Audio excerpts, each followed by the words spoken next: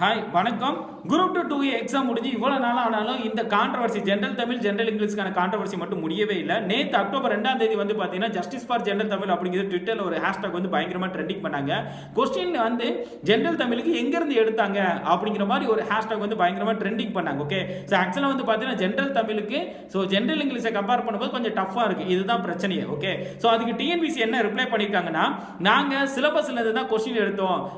ஐ மீன் சிலபஸ்ல என்ன மென்ஷன் பண்ணி அந்த ஏரியால இருந்து தான் நாங்க கவர் பண்ணோம் அப்படின்னு சொல்லி 2024 நோட்டிபிகேஷன்ல நாங்க பப்ளிஷ் பண்ணிருக்கோம் சிலபஸ். அதன் பிரகாரம் தான் நாங்க क्वेश्चन எடுத்தோம். டிஎன்பிசி முடிச்சிட்டாங்க. ஓகே, இது எப்படி தெரியுமா இருக்கு? என்ன கையை பிடிச்சி எழுதியா அப்படிங்கிற மாதிரி ஒரு டயலாக் இருக்கு பாத்தீங்கன்னா, வடிவல் டயலாக். அந்த மாதிரி தான் எனக்கு இது தோணுது. பட் இருந்தாலும் சிலபஸ்ல என்ன சொல்லிருக்காங்களோ அதை தான் நம்ம வந்து டிஎன்பிசி கேட்டிருக்காங்க. ஸோ அதை நம்ம மறுக்க முடியாது. கரெக்டுங்களா? So at the same time 2025க்கு நம்ம குரூப் 4 எக்ஸாமுக்கு வந்து உசாரா நீங்க படிச்சுக்கோங்க. ஓகே, ஸோ இதுக்காக தான் அக்டோபர் 9ஆம் தேதி ஒரு பேட்ச் ஸ்டார்ட் பண்ண போறோம். Y9